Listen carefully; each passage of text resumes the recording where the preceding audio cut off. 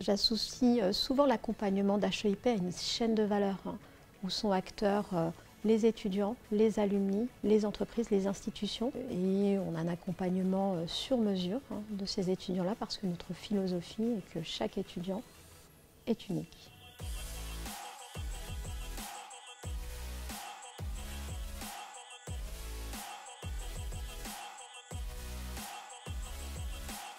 Le Career Center, c'est un véritable cabinet de conseil professionnel interne, donc au service des étudiants, des alumni et des entreprises. On a pour ambition donc l'insertion évidemment professionnelle de l'étudiant et on a un accompagnement sur mesure de ces étudiants-là parce que notre philosophie est que chaque étudiant est unique. Avec nos coachs certifiés, nous accompagnons les étudiants sur les fondamentaux et nous allons même plus loin. Nous voulons que ces étudiants, en tout cas que nos étudiants HEIP, soient de véritables acteurs de leur projet professionnel et donc à mieux se connaître. Le Career Center est présent aux journées portes ouvertes. À partir du moment où un étudiant marque un intérêt aux formations d'HEIP, pour nous il est important qu'on puisse l'informer, le conseiller, parfois définir un peu plus la formation qu'il souhaite suivre en accord avec le métier auquel il aspire.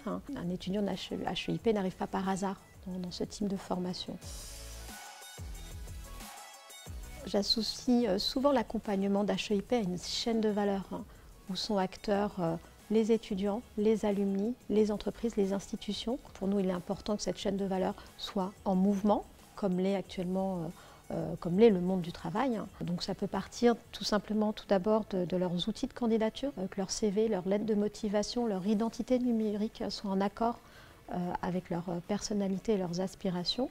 Donc on creuse vraiment sur quelles sont les motivations profondes de leur projet professionnel, quelles sont leurs valeurs, quels sont leurs véritables potentiels. Donc on les amène à être à l'aise avec leur projet professionnel. Ensuite, on les guide aussi également sur la manière d'avoir une posture professionnelle lors des entretiens notamment, ou lors tout simplement des périodes d'essai, en apprentissage ou en stage, sur comment réussir cette période d'essai, en faire une au sein d'un ministère ou dans une entreprise privée ou une start-up. La posture peut être différente. Donc on est là sur des sujets assez pointilleux et des sujets assez vastes. On a énormément de thématiques dans l'accompagnement de nos étudiants. Alors, quand un étudiant décroche son alternance, donc il y a une certaine reconnaissance et les félicitations sont d'usage. On sait que le monde du travail est assez rigoureux. Et ensuite, là, nous avons une relation assez privilégiée avec l'alternant, son tuteur, le cadre administratif, parce qu'il y a une partie contractuelle qu'il ne faut pas minimiser. L'étudiant est soucieux de cette partie-là. Est-ce que mon contrat est bien signé? Est-ce que ma rémunération est en accord avec ce qui se fait? Nous avons affaire à différents acteurs qui n'ont pas le même mode de fonctionnement d'intégration.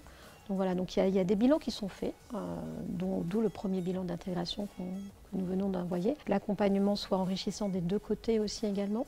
Revoir avec les maîtres d'apprentissage quelles sont leurs missions aussi également, qu'on puisse les accompagner, ce n'est pas forcément inné de leur part, d'encadrer un tuteur.